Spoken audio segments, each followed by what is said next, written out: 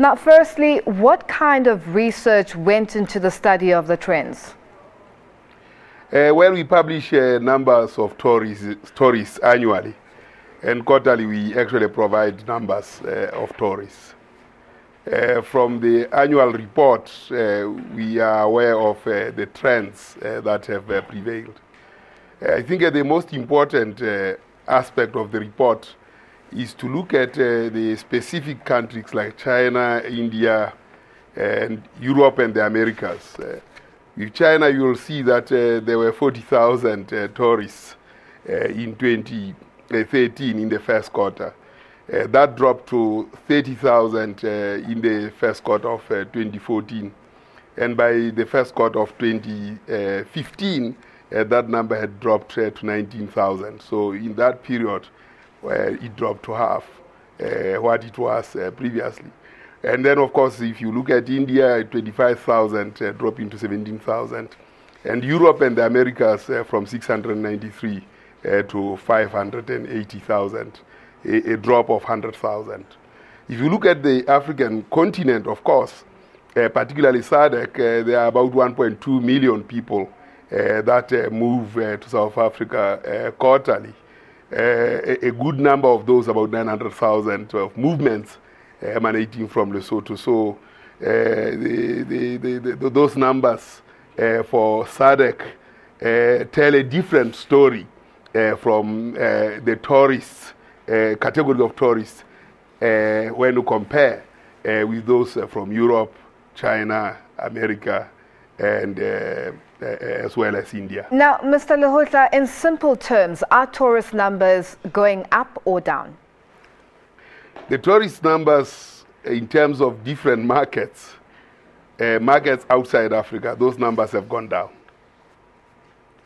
And what are the reasons for this when you compare, in comparison of the 2014 volumes with the 2013 volumes, indications that the number of tourists decrease in all overseas countries? What are the reasons behind that, especially when you look at countries like Russia? Well, when you look at, I want to look at China, India, and Europe, particularly UK and other and the Americas. The reasons, I suppose, are the ones that are discussed at the moment between Home Affairs and the Department of Tourism. That's the only external issue to the numbers that could have influenced those numbers.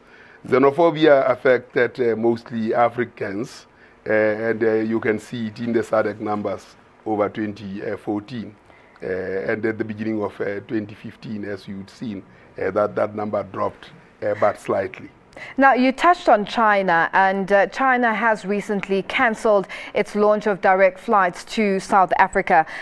Did you in your study get to understand the reasons behind this? Is it the issues of the new visa regulations with regards to Home Affairs, or are there other extenuating circumstances for these changes?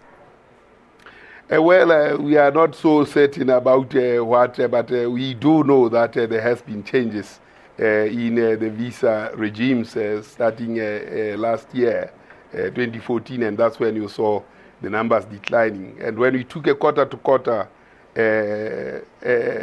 account of the numbers, obviously from China, 40,000 dropping to 19,000 in those 3 years marks a steep decline from 691,000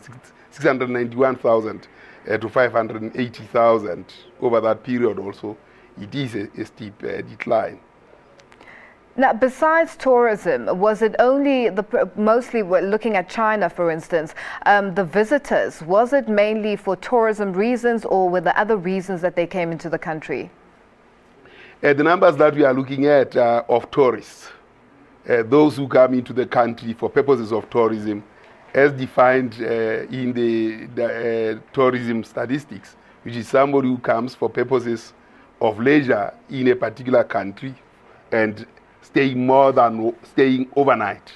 And those stays are usually 5 days per person in summer, or 6 days in summer and 5 days in winter.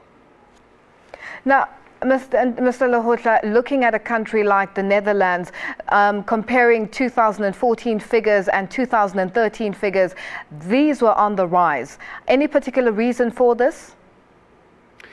Well, I mean, it's not clear what could be happening in the Netherlands. I mean, those numbers are increasing, but I mean, Netherlands' contribution is a little bit smaller than that of the UK or the United States of America. We looked at the big ones and the new markets such as China. Mr. Lehohla, thank you so much for joining us. And that was Pali Lehohla, the Statistician General of the country, and he updated us on the latest figures showing a slowdown in growth tourist figures compared to the last few periods.